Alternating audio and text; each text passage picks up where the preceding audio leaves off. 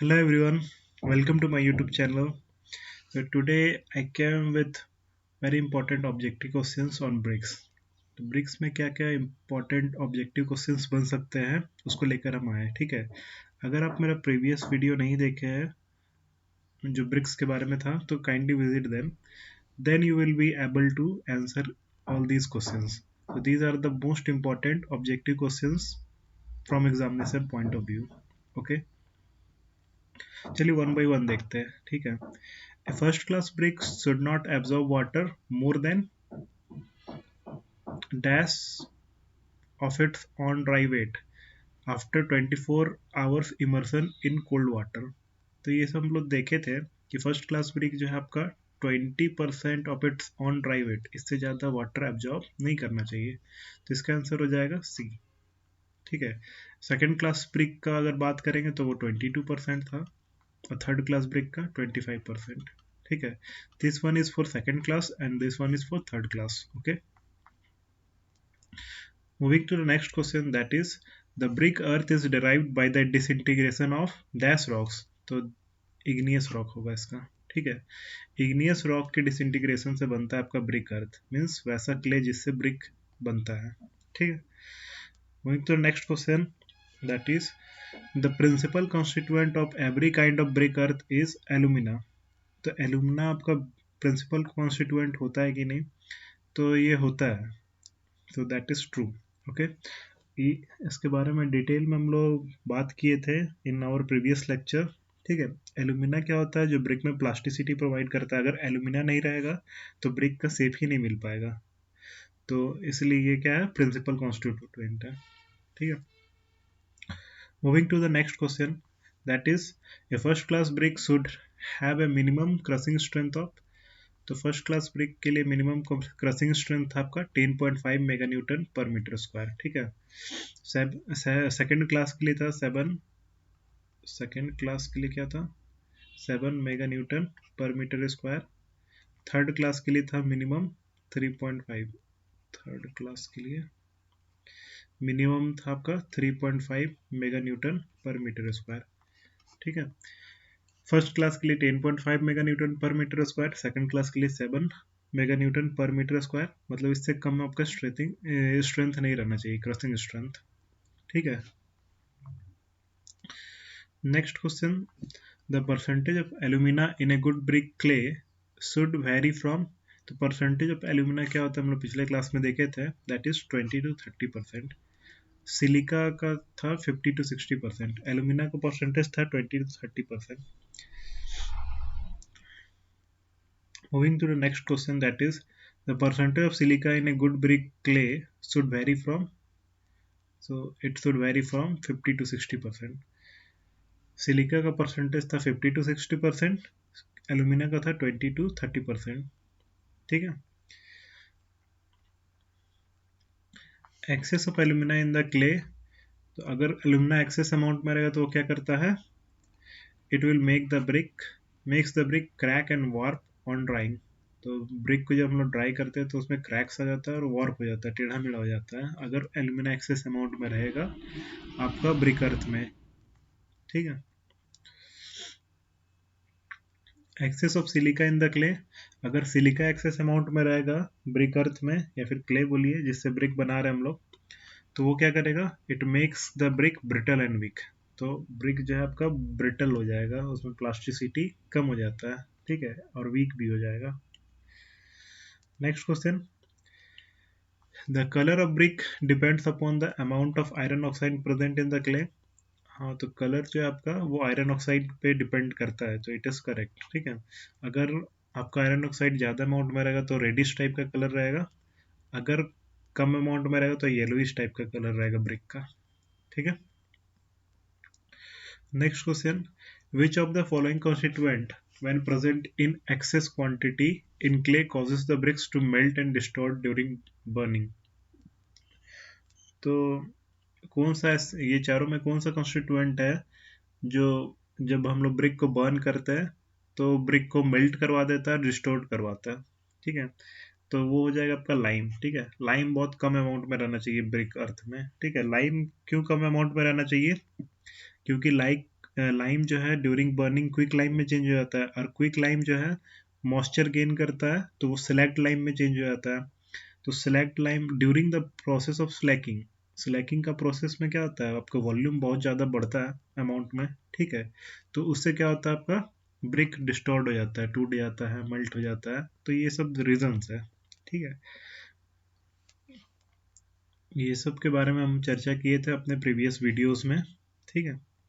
अब ब्रिक वाला लेक्चर देखिए तो ये आपको इजीली समझ में आ जाएगा। Moving to the next question, the alkaline salt present in the bricks absorb moisture from air which on drying। तो जब अल्कलीज ब्रिक्स में अगर प्रेजेंट रहा है तो ड्राई करने के समय वो क्या करता है, एयर से मॉइस्चर गेन कर लेता है और क्या करता है, वाइट वाइट डिपॉजिट्स जो है ब्रिक के ऊपर आ जाता है। इसको इफ्लोरेसेंस भी बोलते हैं, पाउडर टाइप का डिपॉजिट रहता है। तो इसका आंसर हो जाएगा B, leaves high powder deposit on bricks, ठीक है। अल्कलीज आपका ज़्यादा अमाउंट में रहेगा तो क्या करेगा, ड्राइंग करते समय हम लोग वो वाइट वाइट डिपॉजिट आ जाता है ब्रिक के सरफेस में, ठीक है। उसी को एफ्लोरेसेंस भी बोलते हैं। Moving to the next question, the standard size of machinery brick is 20 centimetre to 10 centimetre into 10 centimetre. तो स्टैंडर्ड साइज आपका ये नहीं होता, ये नॉमिनल साइज हो गया, तो डिसएग्री हो जाएगा, ठीक है। स्टैंडर्ड साइज हो गया आपका 19 centimetre into 9 centimetre into 9 centimetre, ठीक है। ये हो गया आपका standard size of brick.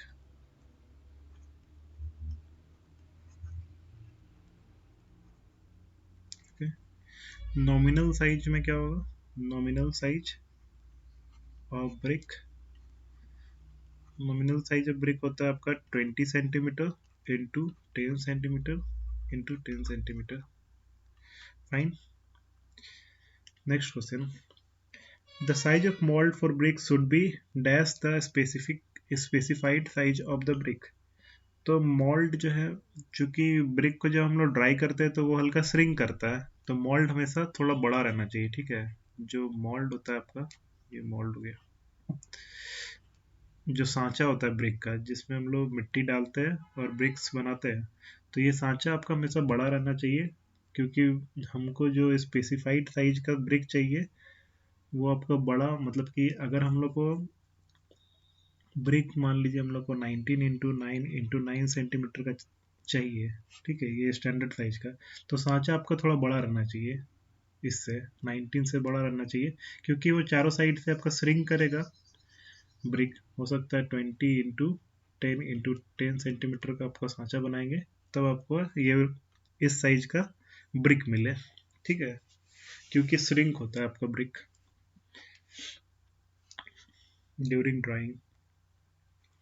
Okay, moving to the next question, that is efflorescence is caused if. अभी जस्ट हम लोग देखे एफ्लोरेसेंस कब कॉज होगा, जब उसमें अल्कलीज प्रेजेंट रहेगा, तो अल्कलाइन साल्ट भी प्रेजेंट रहेगा। The clay used for making bricks contain pyrite, ये भी आंसर सही है। The water used for pugging the clay contains gypsum, तो ये तीनों अगर प्रेजेंट रहेगा तो एफ्लोरेसेंस होगा, ठीक है। तो ऑल ऑफ द अबव होगा।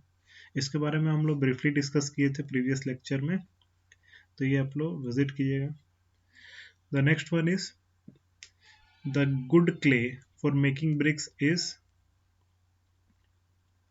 तो हम लोग इसके बारे में पढ़े थे कि क्ले जो हम लोग निकालते हैं उसको कुछ महीनों तक या फिर पूरा सीजन तक छोड़ दिया जाता है, ठीक है, for weathering.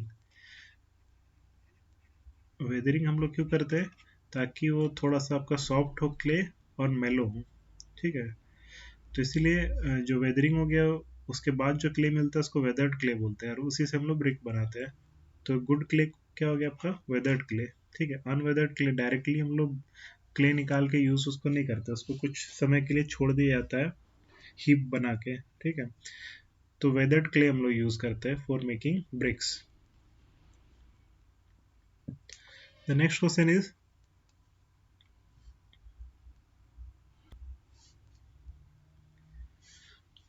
the process of mixing clay, water and other ingredients to make bricks is known as, so it is known as kneading, ठीक है। मिक्सिंग का जो प्रोसेस होता है क्ले, वाटर और अदर इंग्रेडिएंट्स का ब्रिक्स बनाने के लिए, उस प्रोसेस को बोलते हैं नीडिंग, ठीक है।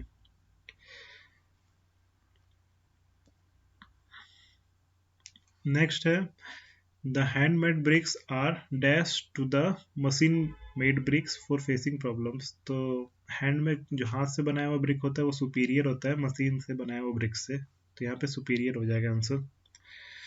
The next question is the bricks after molding should be dried in open air, sun for 3 to 8 days, air for 3 to 8 days, but not sun, hot air for 3 to 3 days।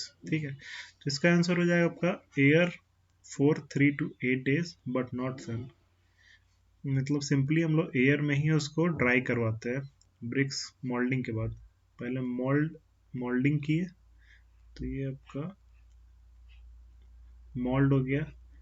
तो इससे जब brick हम लोग निकालते हैं तो उसको हम लोग डायरेक्टली एयर पे छोड़ देते हैं। ठीक है, फॉर 3 to 8 डेज।